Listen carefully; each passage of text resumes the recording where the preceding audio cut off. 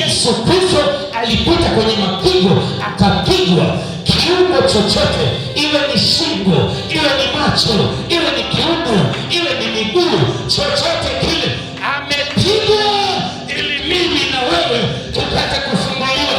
Na ninatamka uponyaji, natamka ushindi, natamka baraka, natamka neema.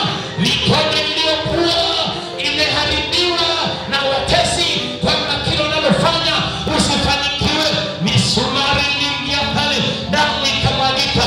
Kwa hiyo mwili wa Yesu Kristo ulitoa damu ili kwa kila kiungo chenye kimejeruhiwa, damu ya Yesu Kristo ileta ukombozi. Na hata leo naomba kusema, pokea ukombozi kwenye mikono yako, kwenye miguu yako, kwenye mdomo wako, kwenye via vya mwili wako.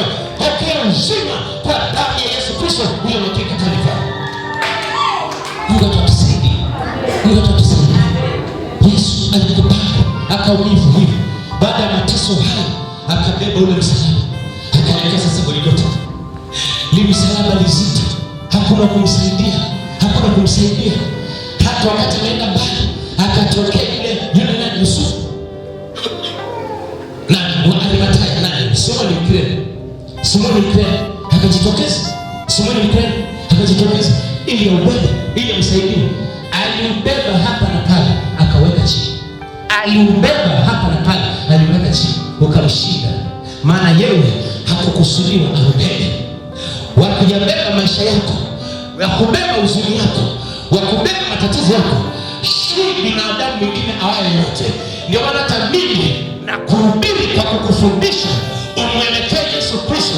Jana na leo nimefundisha kusema Yesu awe chaguo lako, maana ndiye atakayebeba huzuni zako, kero zako, wale ambao wamekuonea. Yeye yuko tayari kukubeba, na leo akubebe. Akaubeba msalaba kuelekea Golgotha.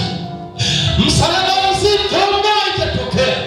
Mwanaume anaanguka chini, akianguka chini ananyanyuka nao, anaanguka chini ananyanyuka nao. Walikuja tu kumtia moyo, kina Mariamu wakaja kumtia moyo, wanamwambia kunywa maji, wanaleta kunywa maji, wanabembeleza kunywa maji, anajaribu kunywa maji, anaondoka na msalaba, anaondoka na uzito. Ndivyo watu walivyo wazito leo, wanabebwa lakini hawabebeki, wanabembelezwa hawabembelezeki. Yesu aliumia pale msalabani ili mimi na wewe tuweze kuishi maisha ya ushindi.